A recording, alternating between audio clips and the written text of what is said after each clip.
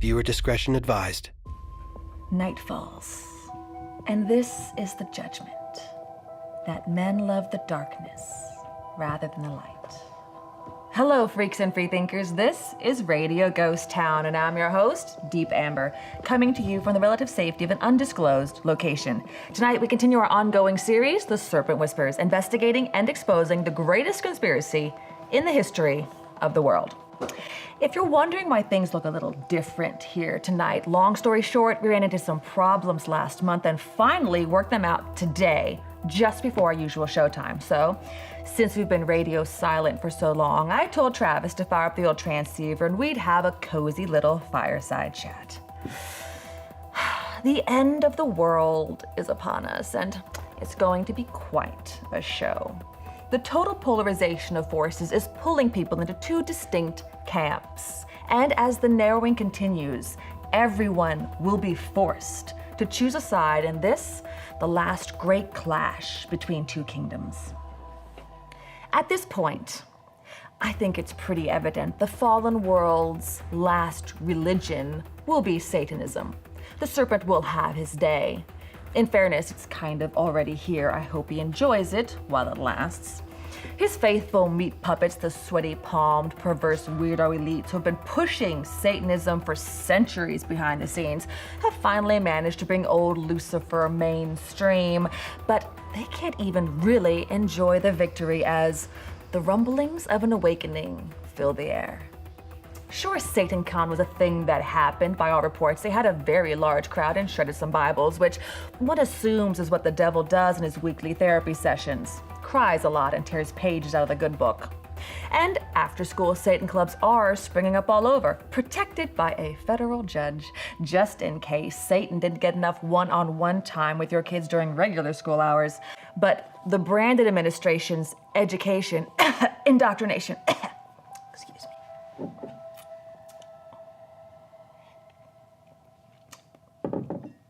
department is really worried that kids might engage in prayers or religious activities. You will not organize or encourage anything that favors religious speech such as prayer. Spoiler alert.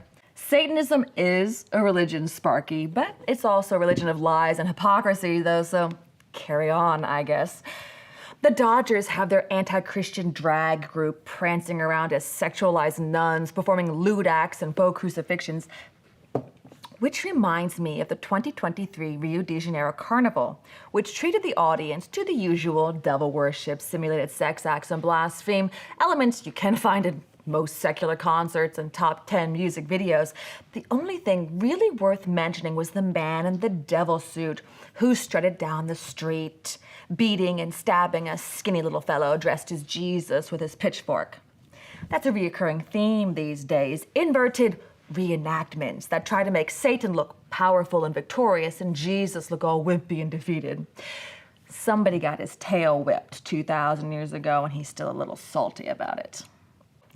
It's what I call a satanic self-soothing ritual. It's the performance art equivalent of the devil sitting in a corner, hugging himself and rocking, mumbling affirmations under his breath. It's pathetic, really. Speaking of satanic rituals, I'm sure you've noticed the push among respectable perverts in universities and institutions to substitute the term minor attracted person for pedo. There's also the weird obsession among leftist lunatics to medically mutilate every child they don't murder in the womb.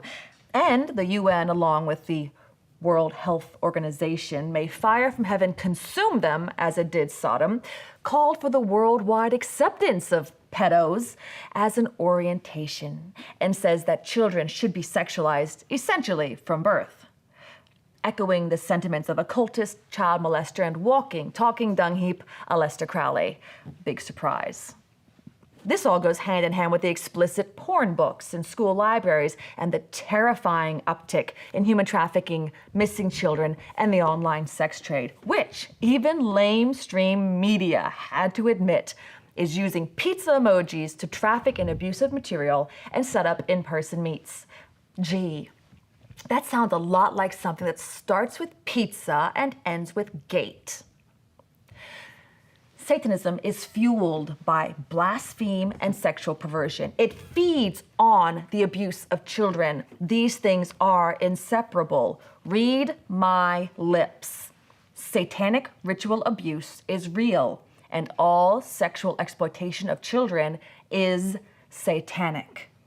This is why, as Satanism makes itself at home in polite society, Christianity is being vilified and kids are being sexualized. But remember what we said. The serpent and his meat puppets have thrown this thing into overdrive, pedal to the metal, no holds barred, hair on fire. They're the compulsive gambler with nothing to lose, wiping the flop sweat out of their eyes just long enough to bet it all on their final hand of cards. And their panicked downhill run to perdition is largely responsible for snapping people out of their slumber and inspiring them to join the fight. Thanks a lot, devil, you loser.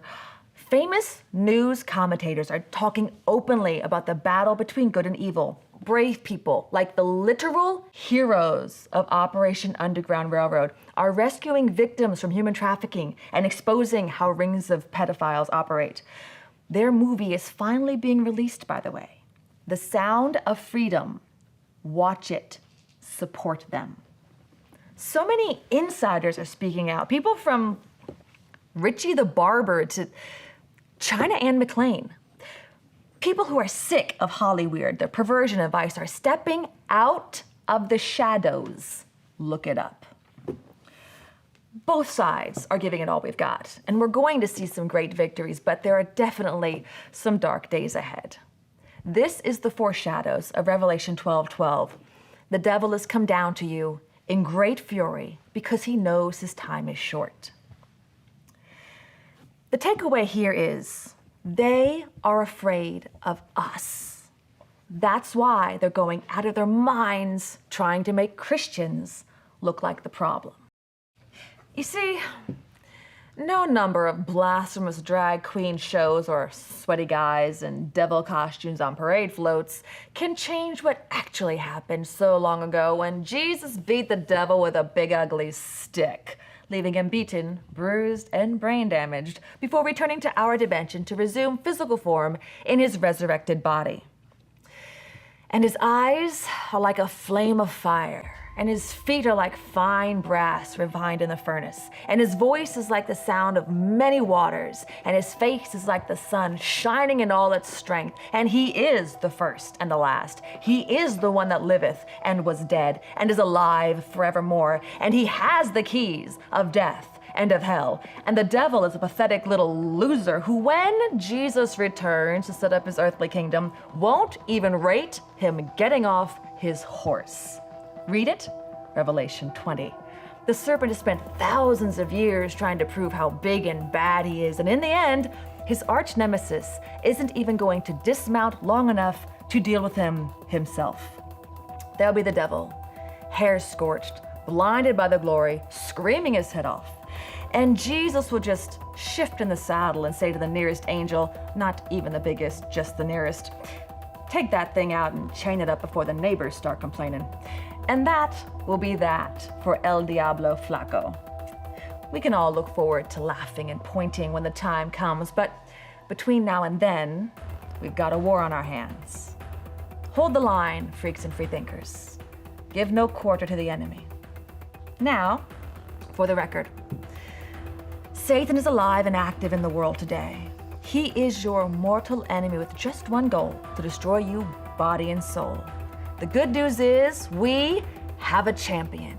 His name is Jesus. Jesus is the only way to God, and the Bible is our only source for absolute truth. Together, they are our only hope for salvation. I'm Deep Amber, and this is Radio Ghost Town.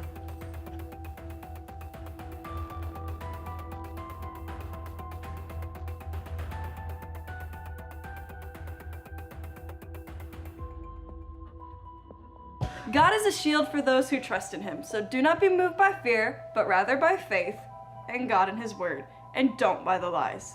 At Fly by Light Media, we choose freedom over comfort and truth over popularity. We hope you will too.